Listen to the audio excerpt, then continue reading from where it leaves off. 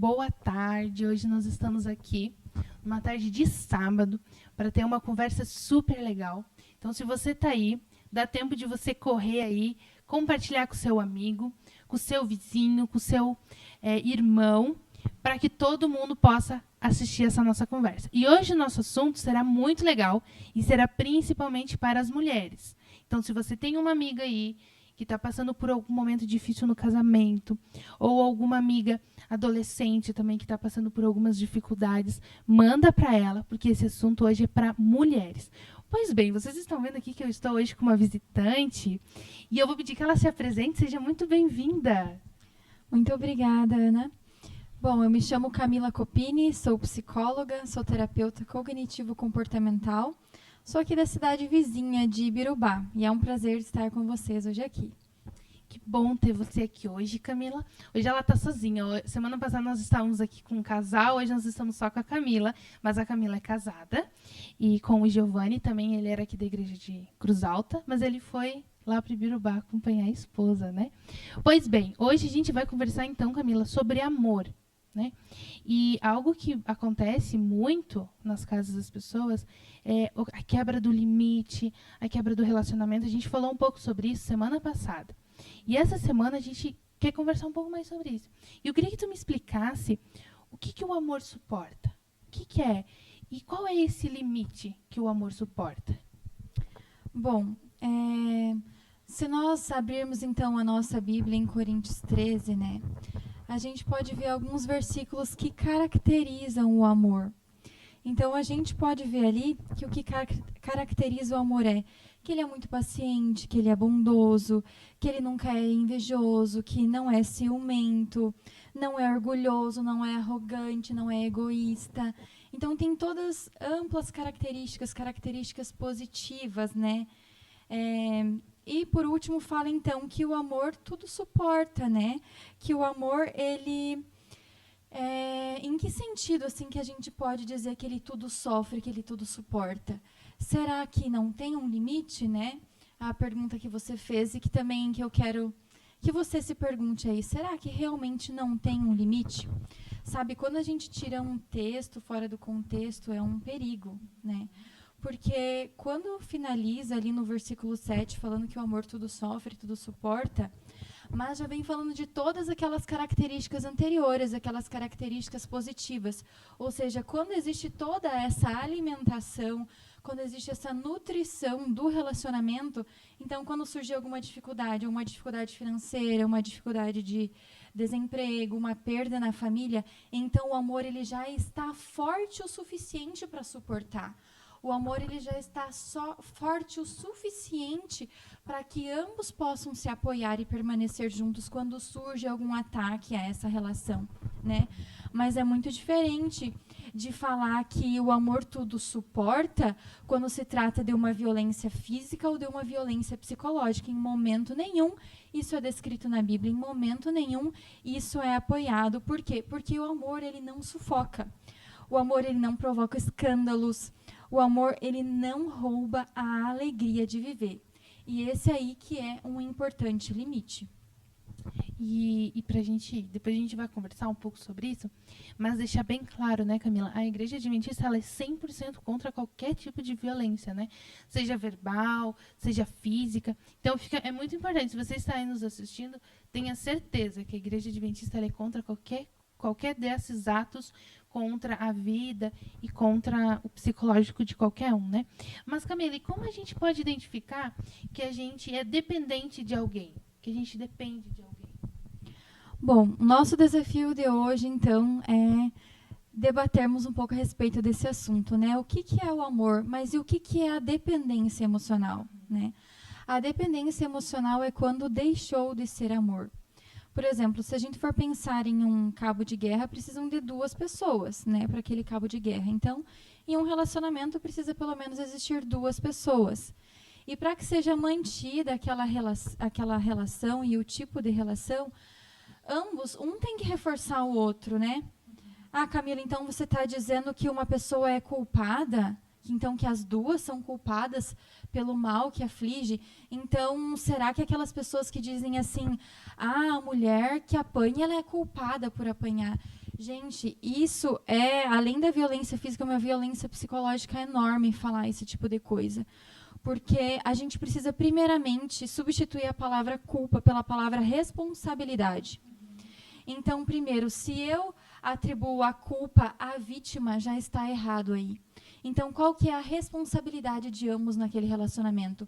Qual que é a responsabilidade, então, do agressor de achar que ele pode chegar a esse nível, que ele pode desrespeitar a sua companheira a esse nível? Qual que é a responsabilidade nele? A gente precisa falar sobre isso. E também qual que é a responsabilidade da mulher de permanecer naquele relacionamento? Será que ela tem ou deixou de ter uma rede de apoio ao redor dela? Né, para que ela ache que ela é refém, para que ela ache que ela está numa prisão sem grades visíveis, mas são grades emocionais. Entende? Então, quando que se torna dependência emocional? Vamos falar primeiro do dependente emocional, né? Ele é aquela pessoa que fala assim, olha, nós estamos num relacionamento, mas é você que é responsável pela minha felicidade. Ou seja, ó, tu tem que andar pianinho. Se você deixar de fazer alguma coisa que eu gosto, então eu vou ficar muito estressado. Então eu posso chegar a te bater, mas a culpa é sua, porque foi você que não andou pianinho. Foi você que não fez 1, 2, 3, 4, 10 coisas ao longo do dia para mim, porque eu preciso ser idolatrado, então daí o meu humor mudou. Então, ou seja, eu fora, eu não tenho responsabilidade, a culpa é sua, né? Então, o dependente emocional é esse, é aquele que quer se isentar do problema, ele quer se isentar de toda a responsabilidade, quer colocar a culpa sobre a outra pessoa. E então, o codependente emocional é quem? É aquele que se subjuga, é aquele que aceita, é aquele que tem baixa autoestima e fala, realmente, quem sabe eu não mereça sair disso, quem sabe eu não mereça uma coisa melhor, então eu vou aceitar isso aqui. E eu vou permanecer assim. Por quê? Porque esse meu companheiro já me afastou de todas as minhas amigas, já me afastou da minha família, porque a minha mãe é uma bruxa, só quer se meter no nosso relacionamento, só fala mal de mim. Porque o meu pai, ele é o megero da situação, ele só fala mal do companheiro, então, olha, você não vai lá na casa dos seus pais, porque os seus pais, eles querem minar nosso relacionamento, né? E aí começa todo o ciclo da violência. Ah, entendi. Então, agora eu, prestando atenção no que você está falando, eu fiquei pensando aqui. Então, o codependente é a pessoa que se submete a viver a isso, então. Porque às vezes a gente usa a palavra, a pessoa é muito dependente. Não, mas então é o codependente. Isso. Ah, entendi. Ó, isso eu já não sabia, aprendi agora. Bom, outra coisa que é bem importante, a gente falou um pouquinho sobre isso. Sábado passado é sobre não deixar o casamento acabar, né? Como a gente ajudar. Mas e como a gente consegue observar, até antes, às vezes, do casamento, que aquele relacionamento ali vai dar ruim, não vai ser legal, a pessoa que eu escolhi não está tendo atitudes legais, ainda no noivado, antes do casamento, né? Mas tá quase ali o casamento. Mas eu posso terminar e quando? O que eu observo nisso? Bem importante, gostei muito disso que você disse, Ana, porque as pessoas sempre dão sinais, né? Então, cabe a gente observar esses sinais, não querer fechar os olhos para isso, né?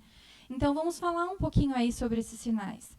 E primeiro eu queria também falar um pouquinho sobre o ciclo da violência, né? Que a gente estava falando aí sobre o ciclo da violência, uma imagem aí da psicóloga Shana Bertolini. Quem vai estar assistindo a gente lá no YouTube vai ver a imagem, tá? Então, se você está aí no Facebook, depois você vai lá no YouTube e você vê a imagem que a Camila vai falar agora, tá bom? Isso aí. Então, a gente percebe que o relacionamento doentio, o relacionamento tóxico, ele tem pelo menos 4 fases, né? Essas 4 fases, a primeira é uma apresentação de uma lua de mel, né? Olha, a lua de mel é aquele momento onde está tudo bem, né? Onde são 1000 amores. Só que aí acontece um momento de tensão. Fulana, como é que a gente estava aqui, eu faço tudo por você e passa alguém na rua e você olha para essa pessoa, com certeza você deve estar interessada nessa pessoa, e aí começa a agressão. E aí começam os xingamentos, como assim? Você não pode fazer isso, né? E aí já vai da tensão para a agressão, que é a terceira fase. E aí quando ocorre essa agressão, ela pode ser uma agressão verbal ou pode chegar até uma agressão física, né? Só que aí depois, então, o abusador ele vai para a reconciliação. Olha, não é bem assim, você sabe que eu te amo, eu falo isso para te proteger. Eu falo isso porque eu te amo demais e não posso te perder. Então, o dependente emocional, ele faz questão de dizer o quanto que ele tem essa dependência do objeto de desejo, sabe? É como uma compulsão, por exemplo, uma compulsão por um tipo de alimento, que também é um transtorno, né? O transtorno alimentar. É como se a pessoa achasse que o que tem o transtorno alimentar, comparando com quem tem um transtorno da dependência emocional. Olha, aquele chocolate ali é tudo que eu preciso para ser feliz, é o último chocolate do mundo, eu não posso perder. E eu não posso deixar que ninguém passe por perto, porque pode ser que alguém queira pegar em mim, né? Então, o dependente, ele tem essa paranoia, que ele precisa ter posse sobre a pessoa como se fosse um objeto, né? E que tudo é um risco para ele perder, né? Então, é por isso que se cria o ciclo da violência. E aí, por último, vem a reconciliação. Olha, mas não era bem assim. Olha, foi culpa sua que eu fiquei estressado. A pessoa passou ali, você não devia ter olhado, né? Então, ai, mas vem aqui, olha, amor, quantas flores eu tenho para você, quanto chocolate. E aí vem a lua de mel de novo. Então, é todo um ciclo que se repete. Então, as pessoas que estão em um relacionamento abusivo, elas podem perceber isso, que é um ciclo que se repete, é sempre a mesma coisa. E aí, na fase da lua de mel, tem aquelas promessas de mudança, né? Que elas nunca acontecem, porque se a pessoa ela realmente tivesse o desejo de mudar, né, ela demonstraria isso não só na fase da lua de mel, mas ela faria tentativas, né, de mudança. Ela procuraria, por exemplo, uma ajuda psicológica, ela perceberia que, olha, eu realmente tenho dificuldades emocionais para lidar. Então, o que eu posso fazer para mudar? Eu vou buscar uma ajuda psicológica ou muitas vezes até mesmo uma ajuda psiquiátrica, tomar alguma medicação, né? Então, o que eu vou fazer para mudar além das promessas? Essa é a questão. Porque, assim, muitas pessoas acabam caindo, como você falou, né? Nessa conversa de mudança. Mas a mudança pode acontecer, mas lá no início, né? E a demonstração da mudança da pessoa tem que ocorrer, né? Aquela pessoa ela tem que demonstrar que ela quer mudar. E a esposa pode ajudar, né? Enfim, mas tem que haver isso. Não pode só haver uma palavra, né? Uma frase, Uma eu promessa. vou mudar, uma promessa, exatamente, uma promessa. Tem que ser algo físico. Não, eu vou mudar, amanhã nós vamos procurar um terapeuta, amanhã nós vamos num psiquiatra, nós vamos resolver isso aqui. Então tem que haver essa ação, né? Isso. Não só a promessa. Isso aí. Concordo com você e sábado que vem a gente vai estar falando bastante sobre isso, né? Mas, Camila, como que a Igreja Adventista pode ajudar pessoas que passam por essas dificuldades, né? No relacionamento, ou quem sabe já até passou do relacionamento, já aconteceu, mas como que ela pode ajudar essas pessoas? Bom, a Igreja Adventista faz várias campanhas. Uma delas é a Quebrando o Silêncio. Não sei se vocês podem ver daí a revista, mas todos os anos são realizadas, então, campanhas, né, com esse título, Quebrando o Silêncio, ou seja, quebrando tabus de coisas que muitas vezes são escondidas, são camufladas, né, são deixadas para depois. Então, é preciso falar sobre isso, é preciso identificar os tipos de violência que ocorrem, né, seja em casa com um companheiro, seja em outros tipos de relações também, né? É preciso que a gente interprete os sinais, como a gente estava falando, né? Que é algo também que a gente pode mencionar aqui, quais são esses sinais, né? Como, por exemplo, quais são, então, os sinais que este relacionamento ele se tornou abusivo? Primeiro, a chantagem emocional. Quando é preciso existir um tipo de chantagem ou um tipo de barganha, né?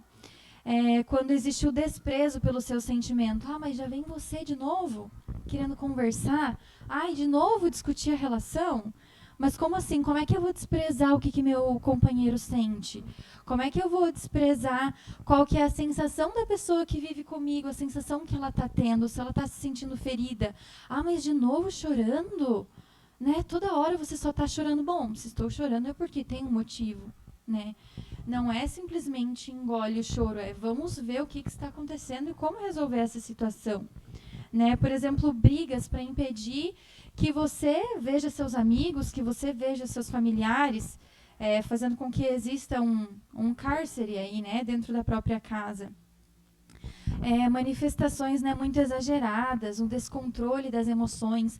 Às vezes é uma pequena situação, às vezes derrubou um copo, às vezes, enfim, ai, como você faz tudo errado. Ai, como você não presta atenção em nada. Então, uma descaracterização, uma desqualificação constante, sabe? Menosprezando a pessoa, fazendo com que essa autoestima ela fique cada vez mais prejudicada, né? Cada vez mais abalada. E também alternando aí um posicionamento. Uma hora a pessoa é a vítima, ai, olha como eu faço tudo para você, e você tá me ignorando. Outra hora ele é o dominador, ele é o abusador. Olha, se você não seguir isso, se você não fizer aquilo, eu vou te deixar, eu vou te abandonar e você vai ficar sem ninguém. Como é que você vai se sustentar? Né? Então, isso também são sinais e sintomas. E, por fim, né, o último, quando chega, então, além da violência verbal, quando chega a violência, né, física. Né? Os crimes passionais, eles não acontecem, infelizmente, só na TV, só nos seriados, só nos filmes. Infelizmente, eles acontecem também na vida real. Sim, e assim, a gente tem que sempre cuidar, né, Camila? Você falou assim, muito entre o casal. Mas a gente tem que lembrar que em algumas casas, há mais algumas pessoas que fazem parte. E essas pessoas são as crianças, que são extremamente atingidas nessa situação, né? Na nossa última palestra aqui, a gente vai falar sobre isso. Quando as crianças, elas são usadas de chantagem, né? Ah, se você for embora, eu vou levar, você não vai levar ele, né? O juiz nunca vai te dar ele, porque você não tem trabalho, porque você não faz nada. Então, a criança, ela está muito envolvida. E a criança sabe disso. E ela sofre muito com isso. Por isso, às vezes, a gente vê uma criança muito tímida, muito retraída, e por várias vezes tem esses sinais em casa, né? Então, a gente também tem que cuidar das crianças, a gente vai falar sobre isso. E também sobre a igreja, falando ainda sobre, aqui, por exemplo, na nossa igreja, né? Todo sábado as mulheres se reúnem aqui para conversar. E esse é um momento muito interessante, porque elas se reúnem, elas conversam, elas têm um livro que elas leem, mas é onde uma pode falar para a outra o que está acontecendo, a importância de você ser amiga dessas pessoas, né? De você ter um olhar a mais para sua amiga, né? Ou para sua vizinha, quem sabe, né? Porque às vezes a gente tapa o olho literalmente, né? A gente fecha e diz, não quero ver mais nada que está acontecendo. E a gente vai deixando isso passar. E um dia a gente vai ser cobrado desses olhos tapados, né? Então, acho que é bem importante isso. Ou também, né, Ana, aproveitando isso que você estava comentando, às vezes, no grupo de amigas, aí fala, ai, mas a fulana só termina e volta com o ciclano. Mas de novo, mas eles ficam sempre se agredindo e todo mundo sabe disso e eles não querem sair disso. Eu não quero mais saber, eu não quero mais conversar com a fulana. Então, na verdade, você está contribuindo para o isolamento dela, para a sensação de solidão que essa pessoa tem, né? De que, olha, realmente ninguém me entende, então talvez realmente o problema seja eu e eu devo aceitar isso aqui mesmo, né? Então, muitas vezes a pessoa ela vai precisar ensaiar várias vezes a saída daquele relacionamento tóxico. Sim. E você pode sim estar ali ao lado da pessoa e você pode sim incentivar ela a fazer o que é melhor para ela. E ser amiga, né, Camila, não é só aquela pessoa que ouve, né? É aquela pessoa e diz, olha, Mariazinha, eu sei que tá ruim, vamos lá, eu conheço uma psicóloga, quem sabe a gente vai junto, eu vou com você, né? Vamos juntos. Então, isso também é importante. Não é importante só ouvir. A amizade não é só ouvir, né? É dizer, você tá errado, esse relacionamento não tá legal, mas vamos lá, vamos conversar com mais uma pessoa, vamos botar mais alguém aqui na nossa conversa para você ver que não é coisa minha. Porque algumas pessoas dizem, porque você tá com inveja, né? Porque você não tem namorado, ou porque o meu namorado é mais bonito. Porque... E não, às vezes, por muitas vezes, é preocupação, né? Mas, falando um pouquinho sobre o que a gente estava falando antes, como a gente pode identificar que nós somos codependentes de uma pessoa? Uhum. Bom, a gente também tem que olhar para nós mesmos, né? Para quais são as minhas atitudes, quais são as minhas formas de me comportar, né? E existem aí, então, alguns sinais de que pode ser que nós sejamos codependentes. Como, por exemplo, quando eu me considero o único responsável ali pelos sentimentos, pensamentos, pelas escolhas, até pelo futuro do meu companheiro. Né? Como assim? A pessoa que deve ser responsável por isso é ele mesmo, pelo futuro dele, pelo que ele sente, deixa de sentir, como ele se comporta, né? Então, não deve ser eu que devo me sentir responsável por isso aí. Segundo, sentir uma ansiedade intensa, uma culpa enorme, quando a outra pessoa ela tem um problema. Todos nós temos problemas. Então, quando o meu foco passa a ser só a me preocupar o quanto o meu companheiro tem um problema e eu mesmo. Será que eu não tenho? Será que eu não tenho que lidar com os meus problemas? Claro que tenho, né? Terceiro, quando eu me sinto compelida, às vezes quase até forçado a resolver uma situação pela pessoa que ela nem me pediu ajuda. Por exemplo, eu vou fazer esse curso aqui pelo meu companheiro, ele é desempregado e faz muito tempo que ele não quer trabalhar, não quer se desenvolver. Eu vou fazer esse curso por ele, eu vou fazer as provas por ele, e eu já trabalho de manhã, de tarde, e à noite faço as coisas da casa, e ele está lá sempre no sofá, deitado. E eu me sinto na obrigação de fazer tudo por ele. Né? Isso também é um sinal de que eu sou codependente. Porque se moram 2 pessoas naquela casa, obviamente 2 pessoas são responsáveis pela limpeza, pela alimentação. Obviamente vai haver uma divisão, né? E eu também não posso tornar aquela pessoa o centro da minha vida. Nenhum dos 2 deve ser o centro do relacionamento. Nenhum dos 2 deve ser idolatrado e colocado num pedestal, né? Ambos precisam estar lado a lado e caminhar juntos. E o quinto, né? Quarto. Ter raiva quando seu auxílio não é o suficiente. Eu fiz de tudo e ainda não deu certo. Bom, nós não somos super-humanos. As coisas não vão dar certo mesmo, né? E o quinto sinal, culpar outras pessoas pela forma negativa como se enxerga ou se sente, né? Como é que eu vou culpar outra pessoa pela maneira como eu me sinto? Às vezes, eu vejo a realidade de uma maneira distorcida, né? Então, é por isso que não cabe a mim culpar a outra pessoa, mas sim olhar para mim mesmo, para aquilo que eu preciso mudar em mim.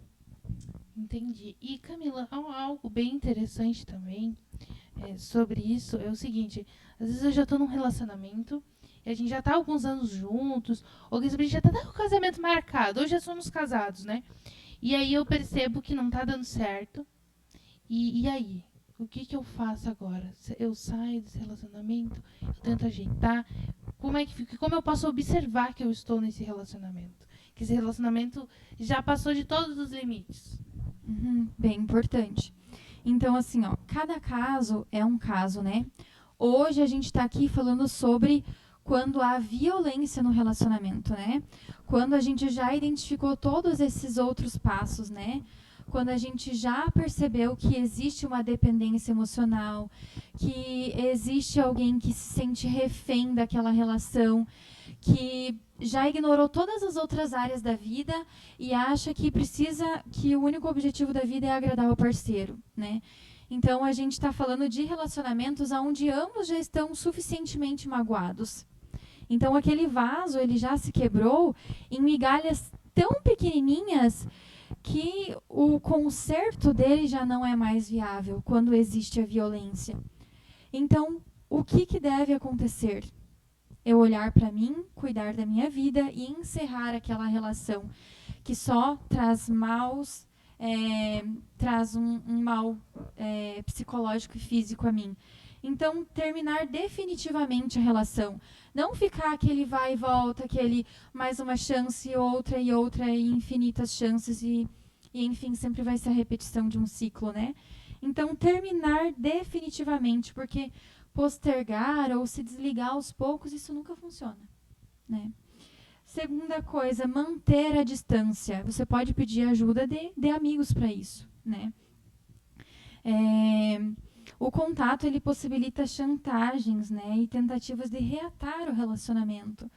Então, quando você retoma um certo contato, a outra pessoa ela pode voltar a te manipular de novo, né? Ela pode, por aquela pequena fagulhazinha, tentar falar, olha, nós somos amigos, olha como a gente pode dar certo de novo, né? Então, fazer voltar uma recaída, né?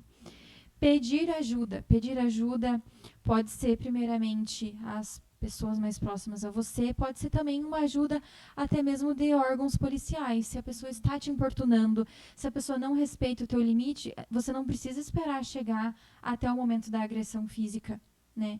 Então, é possível você registrar uma ocorrência, você procurar um advogado se tiver possibilidade e falar, olha, nós vamos registrar uma ocorrência se você continuar me importunando, se você continuar me procurando. Só isso já é passível de um registro, entende? Não precisa chegar a vias de fato. Então, se a pessoa está te importunando, está ocupando o teu espaço social, você pode sim fazer um registro, né? Você pode pedir que, enfim, que alguém comunique, que seja feito um comunicado a essa pessoa de que sim, ela está te importunando e que você precisa do teu espaço. Coisa importante, não se culpe. Não se culpe porque aquela relação não deu certo. Você não é a única pessoa responsável por aquela relação. Ambos eram responsáveis, né? E por último, procure a ajuda de um especialista. Procure a ajuda de um psicólogo. Se você quebrou a perna, você procura um médico. Se você está com dor de dente, você procura um dentista. Então, se você está com uma dor emocional, procure um psicólogo. Pois bem, então ficou muitas dicas aí para as pessoas. E sobre a polícia é algo muito importante, né? Que às vezes as mulheres elas falam, reclamam e não buscam essa ajuda. E a delegacia ela está ali para ajudar a mulher, né? Claro, a gente sabe que às vezes acontecem algumas coisas não muito legais, né? Na delegacia, às vezes as mulheres não são muito bem recebidas ali, mas elas podem ir ali, né, e pedir ajuda para uma amiga, liga para uma amiga e pede uma ajuda e vá. Tanto que atrás da revista tem os números para você denunciar e ter essa ajuda, né? Mas E também, né, Ana, pode ser que seja só a experiência de alguém que foi à delegacia e não foi escutado, exatamente. né? Então, cada caso é muito particular. Que isso não te impeça de realmente, se você vê que é necessário, que você realmente recorra aí a meios legais. Isso, não viver da experiência do outro, né? Ir ajudar. Peça ajuda, sempre tem alguém que vai te acompanhar junto com você. Mas, bem, Camila, a gente está falando sobre relacionamento e algo que é muito frequente, que a gente vê muito nas redes sociais falando, é sobre os ciúmes. Os ciúmes faz bem? É bom ter um pouco de ciúmes ou não pode ter nada de ciúmes? O que é os ciúmes no relacionamento? Bom, essa é uma pergunta, né? Bem frequente aí e o pessoal às vezes quer utilizar a seguinte frase: ah, mas um pouquinho de ciúme para apimentar a relação. Ah, mas isso não faz mal a ninguém. Agora eu vou te perguntar, tem esse copo aqui, né, com água. Vamos supor que seja um copo de veneno. Você beberia só um pouquinho de veneno? Não, né? Então, só um pouquinho de ciúme é a mesma coisa. Entende? O ciúme, ele tem uma única e definitiva, um único e definitivo fim, que é minar o relacionamento. Porque o ciúme, ele tem a ver com posse. Então, posse tem a ver com objeto. E se eu estou objetificando o meu parceiro, já perdeu o sentido, entende? Só que o que acontece? Todos nós temos em nós mesmos nossas dificuldades, nossas inseguranças, talvez até a nossa autoestima. Tem dias que não é tudo linear, não é? Tem dias que a gente tá um pouco melhor, tem dias que dentro da normalidade a gente tá um pouquinho mais retraído, né? Então, o que a gente tem que observar? O companheiro tem que levar em consideração se aquilo incomoda a companheira, né? Se a maneira como eu me porto perante a sociedade, se aquilo afeta a minha companheira, eu vou chegar e vou perguntar: olha, fulana, né? Eu percebi que te desagradou a maneira que a gente estava ali perante nossos amigos. O que te incomodou? Ah, olha, o que me incomodou foi assim, assim, assim. Então, existe um diálogo perante aquilo ali, sabe? Onde os dois colocam o seu ponto, né? Cada caso é um caso, então pode ser que a companheira interpretou aquilo ali errado, então o companheiro tem a oportunidade de falar: olha, não, realmente o que eu quis dizer não foi isso, me desculpe se ficou mal interpretado, vamos tentar da próxima vez fazer diferente juntos, né? Então eu tenho que levar em consideração o que a pessoa sentiu naquela situação, né? E falar sobre aquelas inseguranças, para que não possa existir o espaço para o ciúme, né? Porque quando começa a se alimentar um ciúme, ele passa, então, a ser algo doentio na relação, né? Bom, Camila, a nossa tarde passou super rápida, Mas o nosso objetivo aqui não era conversar muito, e sim esclarecer alguns pontos, né? Antes da gente